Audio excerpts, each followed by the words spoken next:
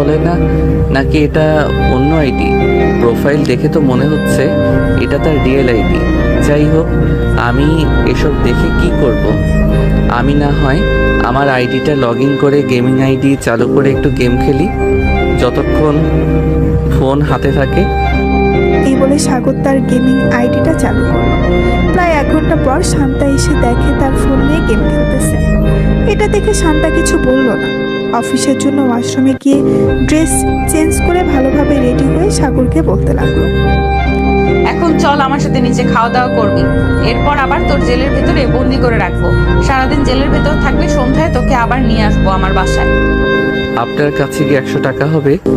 যদি থাকে আমাকে দেন ধার হিসেবে, আমি না হয় পরে আপনাকে ফেরত দিয়ে দিব। সাগরের কথা শুনে শান্তা বলতে লাগলো, 100 টাকা দিয়ে কি করবি? দরকার আছে, তাই তো চাইছি। নিশ্চয়ই সিগারেট কিনবি, তাই না? যদি সিগারেটের নাম তোর মুখে শুনেছি তাহলে মনে করিস। আজকে বাসায় এনেছি, কালকে আর বাসায় আনবো না। জেলের ভেতর যত লাফালাফি করতে পারিস ওইখানেই রেখে দিব। সাগর আর কিছু বলল না। শান্তাকে এমনিতেই ভয় পায় সাগর। দুইজন নিচে চলে আসলো। খাবার খেয়ে শান্তা সাগরকে নিয়ে চলে গেল থানায়। জেলের ভেতরে আবারও বন্দি করে রাখলো সাগরকে। এদিকে সুবর্ণা বসে আছে সোফায়। এমন সময় তার আম্মু বলতে লাগলো, সুবর্ণা, সুবর্ণা, তোর ভাইকে নিয়ে আয়। তোর ভাই বাসায় না থাকলে মনে হয় বাসাটা খালি খালি আছে। ম্যাডাম তো বলেছে তাকে 5 দিনের আগে ছাড়া হবে না। আজকে নাকি তাকে রিমান্ডে দেওয়া হবে। আজকে রিমান্ডে থাকো, দেখবে একদম ভালো হয়ে গেছে তোমার ছেলে। এই বলে সুবর্ণা চলে গেল তার রুমে। টেবিলের উপরে থেকে ফোনটা নিয়ে ফোন দিল শান্তাকে। বেশ কিছুক্ষণ পর শান্তা ফোনটা রিসিভ করতেই সুবর্ণা বলতে লাগলো, ম্যাডাম, সাগর কি করছে এখন? আপনি কি থানায় চলে গেছেন? হ্যাঁ, আমি থানায় চলে এসেছি। কালকে রাতে আপনার ভাই অনেক লাফালাফি করছিল, পরে আমি আবার থানায় এসে তাকে নিয়ে আমাদের বাসায় চলে গেছি। খাওয়া দাওয়া করে আবার জেলের ভেতরে বন্দি করে রেখেছি এনে। ভালো করেছেন একদম, কিন্তু সিগারেট যাতে আর না খায় ওইদিকে খেয়াল রাখবেন একটু। সে একটু বদমাস তো, অনেক ফাঁসি, কখন কার কাছে সিগারেট চেয়ে বসে। একদম চিন্তা করবেন না, আমি যতক্ষণ আছি ততক্ষণ আপনার ভাই সিগারেট তো দূরে থাক, খাবার ছাড়া অন্য কোনো কিছুই পাবে না। ধন্যবাদ আপনাকে।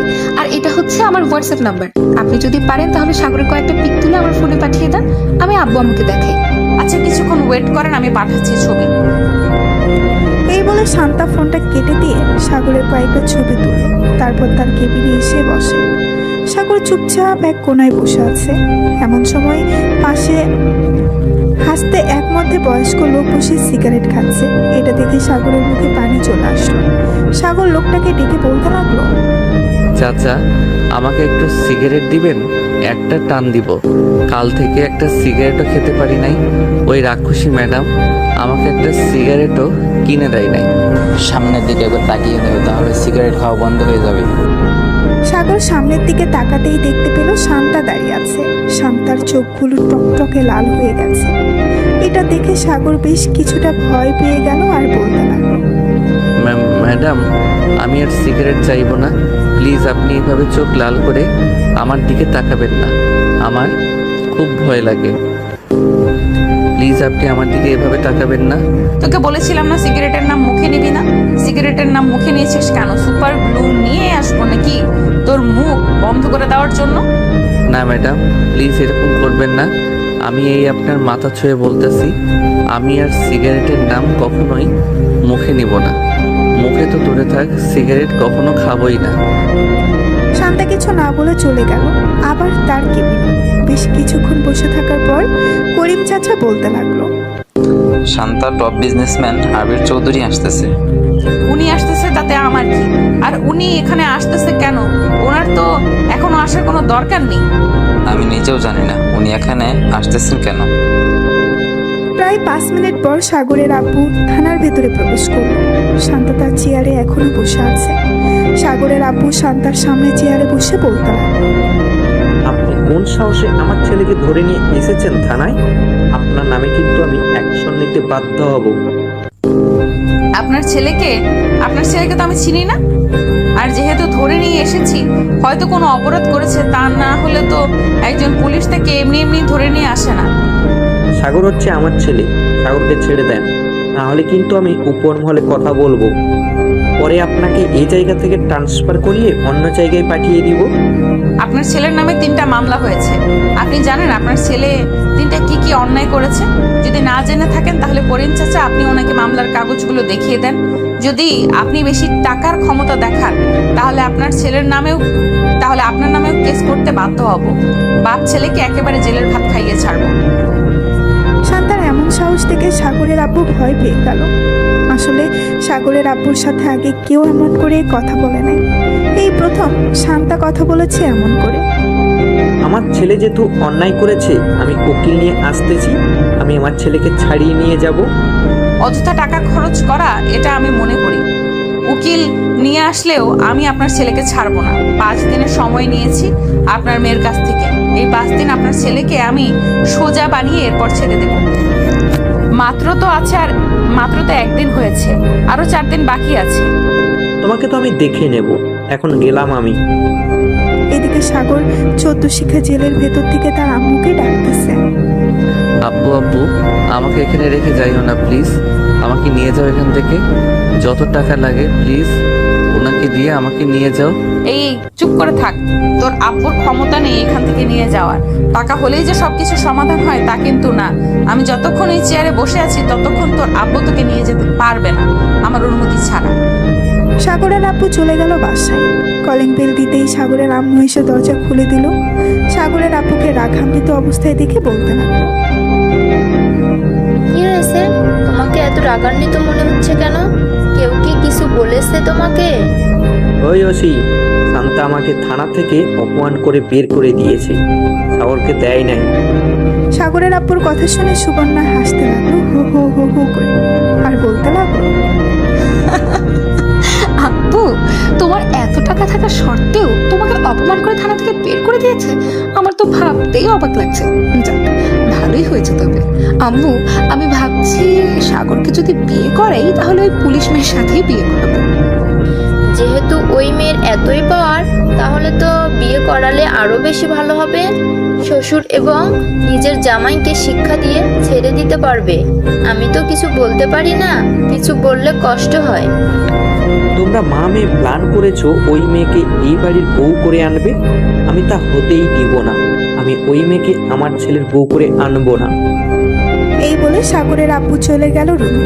এদিকে সুবর্ণা তার ফোনটা নিয়ে বেরিয়ে পড়ল থানার উদ্দেশ্যে। বেশ কিছুক্ষণ পর সুবর্ণা চলে আসলো থানায়। এসে দেখে শান্তা বসে আছে। অন্যদিকে সাগর এক কোনায় মাথা নিচু করে বসে বসে গান গাইতেছে। সুবর্ণাকে দেখে শান্তা বলতে লাগলো, আরে আপনি এখানে কি করেন? সাগরকে দেখতে এসেছেন নাকি? সাগরকে দেখতে এসেছি, তবে আপনাকে ধন্যবাদ আমার আব্বুকে এরকম একটা শিক্ষা দেওয়ার জন্য। টাকা থাকলে যে সবকিছু করা যাবে এটা কিন্তু না, আজকে আপনি বুঝিয়ে দিয়েছেন। আপনার আব্বু আমার সাথে ঘাটতানামি করছিল, তাই আমিও একটু আপনার আব্বুর সাথে ঘাটতানামি করলাম। সাগর দেখেন ভেতরে বসে আছে, গুনগুন করে গান গাইতেছে, এখান থেকে শোনা যাচ্ছে। হ্যাঁ, আমিও শুনতে পাচ্ছি। সামনে যাব না, সামনে গেলে আমাকে দেখলে কান্না করবে। আমি চলে যাই এখন। আর এই যে এই নেন, এখানে 20,000 টাকা আছে। সাগরে যা কিছু খেতে চাইবে আপনি একটু কষ্ট করে এনে দেবেন।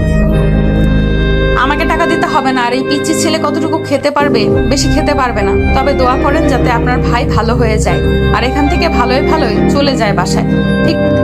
সুবর্ণা শান্তার সাথে কথা বলে চলে গেল বাসায়।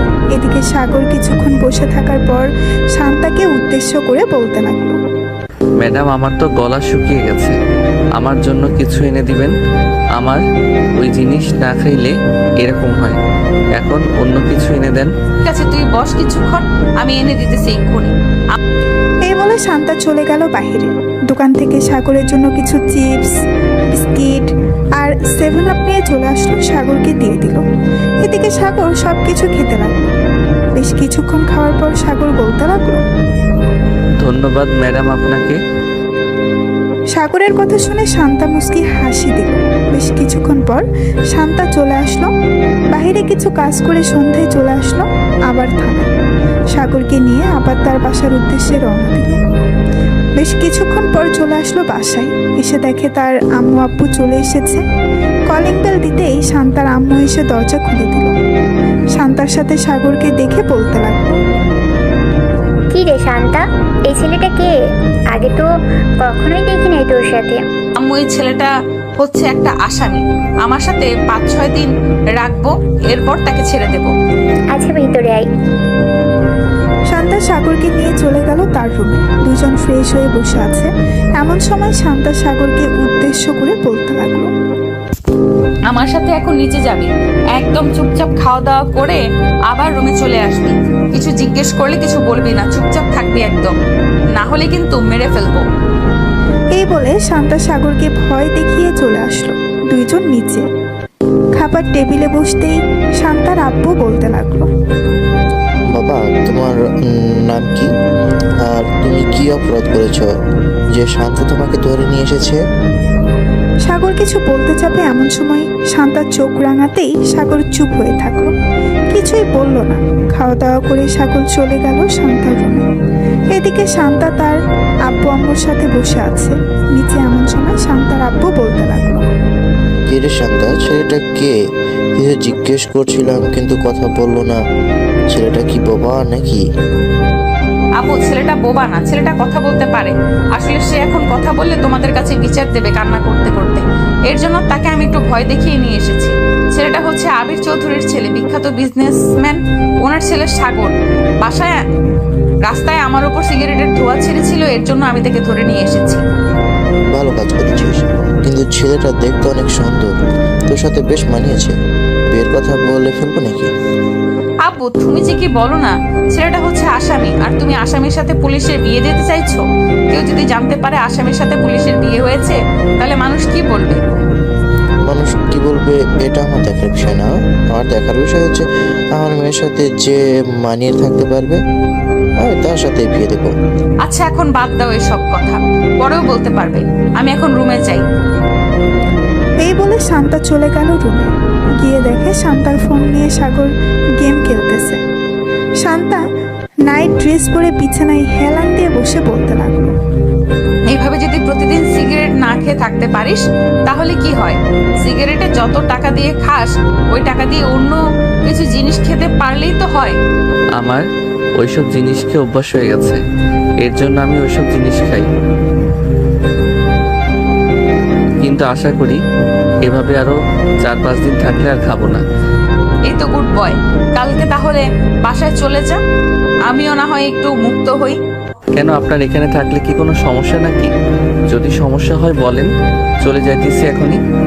আমার এখানে থাকলে তো কোনো সমস্যা নাই, থানায় থাকলে সমস্যা। তোর জন্য অন্যান্য আসামি পরে খারাপ মন্তব্য করবে, এই জন্য বলছি কালকে চলে যা বাসায়। আমার যখন ইচ্ছা হবে আমি তখন যাব। আপনি যেহেতু আপনার ইচ্ছাই নিয়ে এসেছেন, এখন আমার ইচ্ছায় আমি যাব। এইসব বলতেছে আর গেম খেলতেছে। সাগর এমন সময় শান্তা সাগরের অনেকটা কাছে চলে আসলো আর বলতে লাগলো, আচ্ছা, এই গেমের ভেতরে এমন কি আছে যে এটা খেললে মজা পাস? আমাকে একটু দেখা তো দেখি। এই বলে শান্তা সাগরের আরো কাছে চলে গেল। সাগরের কাঁধের উপর মাথা রেখে গেম খেলা দেখতে লাগলো। দীর্ঘ 3 ঘন্টা গেম খেলার পর সাগর শান্তার দিকে তাকিয়ে দেখে শান্তা সাগরের কাঁধের উপর মাথা রেখে ঘুমিয়ে গেছে। এটা দেখে সাগর মনে মনে বলতে লাগলো, এখন ওনাকে কিভাবে কি করি? উনি হয়তো অনেক ভারী হবে, দেখি কোনো রকম শুইয়ে দেওয়া যায় নাকি। এই বলে সাগর শান্তাকে কোনো রকম শুয়ে দিল। বেশ কিছুক্ষণ পর সাগরও ঘুমিয়ে গেল। সকাল 7টা। শান্তা ঘুম থেকে উঠে ফ্রেশ হয়ে সাগরকে ডাকতে লাগলো, সাগর, এই সাগর, ঘুম থেকে ওঠ, সকাল হয়েছে। শান্তার ডাকে সাগরের ঘুম ভাঙলো। ঘুম থেকে উঠে সাগর চলে গেল ওয়াশরুমে। ফ্রেশ হয়ে চলে আসলো বাহিরে। সকালে খাওয়া দাওয়া করে সাগর আর শান্তা চলে গেল থানায়। ভেতরে প্রবেশ করতেই দেখতে পেল বড় স্যার এসে বসে আছে। শান্তা তার স্যারকে দেখে বলতে লাগলো, আসসালামু আলাইকুম স্যার, আপনি হঠাৎ এখানে? আসার আগে তো আমাকে একটা ফোন দিতে পারতেন। তোমার ব্যাপারে কি শুনতেছি এসব? তুমি নাকি একটা ছেলেকে ধরে নিয়ে এসেছো, আবার থানায় এনে জেলের ভিতরে বন্দি করে চিপস, বিস্কুট, 7 আপ, বিরিয়ানি সব কিছু এনে দিতেছো খাওয়ানোর জন্য। সরি স্যার, আসলে সে ছোটখাটো একটা অপরাধ করেছিল, আর তার বয়স এখনো 18 হয়নি। সে এক্ষুনি সিগারেট খায়, তার জন্য আর কি আমি তাকে ধরে নিয়ে এসেছি এবং সন্ধ্যায় আমার সাথে নিয়ে চলে যাই। এই যে এই ছেলেটা। এই এই ছেলে, এদিকে আসো তো। তোমাকে কি শান্তা নির্যাতন করেছে, বকাঝকা করেছে নাকি? জি স্যার, উনি আমাকে বকাঝকা করেছে এবং প্রথম দিন আমাকে অনেক পিটানি পিটাইছে। আচ্ছা, তুমি এখন বাসায় চলে যাও, আর কখনো সিগারেট খাবে না, ঠিক আছে? আমি ওনাকে বকাঝকা করে দিতেছি। ধন্যবাদ স্যার, এখন তাহলে আমি গেলাম। এই বলে সাগর চলে গেল। এদিকে শিহাব চেয়ারে বসে শান্তাকে উদ্দেশ্য করে বলতে লাগলো, তোমাকে এটার জন্য কাজে রেখেছিলাম নাকি? আমি তোমাকে রেখেছি চোর ডাকাত এসব ধরার জন্য, আর তুমি কিনা ছোট একটা ছেলেকে নির্যাতন করেছো। আর যেন কখনো এসব না শুনতে পাই। আবার যদি এসব কমপ্লেন আসে তাহলে কিন্তু আমি তোমাকে বরখাস্ত করতে বাধ্য হব। সরি স্যার, আর এমন হবে না। আপনি এখন যেতে পারেন, আর কখনো কমপ্লেন শুনবেন না আমার ব্যাপারে। শিহাব চলে গেল। এদিকে সাগর থানা থেকে চলে আসলো। 3 রাস্তার মোড়ে মনের সুখে গান গাইতেছে আর হাঁটতেছে আর বলতেছে, যাক, অবশেষে বকা তো খাওয়াতে পারলাম মেয়েটাকে, এটাই অনেক। আমার মনটা অনেক শান্তি লাগতেছে এখন। যাই বাসায় যাই, আগে গিয়ে একটা চাঙ্গা ঘুম দেই, শরীরটা ম্যাজ ম্যাজ করতেছে। এই বলে সাগর চলে গেল বাসায়। এদিকে শান্তা চুপচাপ বসে আছে তার কেবিনে। এমন সময় করিম চাচা এসে বলতে লাগলো, শান্তামা, এসব কিছু স্যারকে জানিয়েছে ওই রতন, এর জন্য স্যার এসেছে, না হলে স্যার কখনো এই এলাকায় আসে না। থাক, উনি যখন বিচার দিয়ে দিছে তাহলে তো আর কিছু বলার নেই। এখন বললে আবার হয়তো স্যারের কাছে বিচার দিবে, তখন আবার স্যার আসবে। আমি চাই না আমার জন্য কেউ অস্বস্তিতে পড়ুক। এই বলে শান্তা কাজ করতে লাগলো। বেশ কিছুক্ষণ কাজ করে চলে আসলো বাইরে। এমন সময় তার ফোনটা বেজে উঠলো। তাকিয়ে দেখে অচেনা নাম্বার। কলটা রিসিভ করতেই ওই পাশ থেকে একটা ছেলে বলে উঠলো, ম্যাডাম, এই জায়গায় মাদক পাচার হচ্ছে, আপনি তাড়াতাড়ি আসেন। আমি একজন সাংবাদিক, আমি সকল কিছু রেকর্ড করতেছি। ঠিক আছে, আপনি ওখানেই থাকেন, আমি 10 মিনিটের মধ্যে আসতেছি। এই বলে শান্তা তাড়াতাড়ি করে তার চেয়ার থেকে উঠে চলে গেল বাইরে। গাড়িটা নিয়ে যেতে লাগলো সেই লোকেশনে। 12 মিনিটের মধ্যে চলে আসলো। সেইখানে এসে দেখে অনেক মাদক পাচার হচ্ছে। এটা দেখে শান্তা তাড়াতাড়ি করে পিস্তলটা বের করে গুলি করতে লাগলো। বেশ কয়েকজনকে গুলি করে মেরে ফেললো। শত্রুর দল থেকে শান্তার উপর গুলি করতে লাগলো। শান্তা গাছের আড়াল থেকে দেখে তাদের উপর গুলি করতেছে। হঠাৎ একটা গুলি এসে শান্তার ডান হাতে লাগলো। এদিকে সাংবাদিক ক্যামেরাটা চালু করে দূরে চলে আসলো। শান্তার কাছে শান্তাকে দাঁড় করিয়ে বলতে লাগলো, ম্যাডাম, আপনি ঠিক আছেন তো?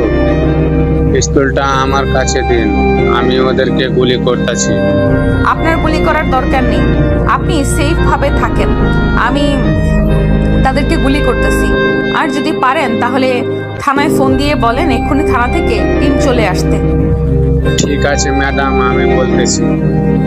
এই বলে ছেলেটা চলে গেল আবার তার ক্যামেরার কাছে। তার পকেট থেকে ফোনটা বের করে ফোন দিল থানায়। প্রায় 15 মিনিট পর থানা থেকে পুলিশ আসলো, কিন্তু তার আগেই শান্তা সবাইকে মেরে ফেললো গুলি করে। এদিকে শান্তার হাত থেকে অনবরত রক্ত পড়তেছে। এটা দেখে করিম চাচা তাড়াতাড়ি করে চলে আসলো শান্তার কাছে।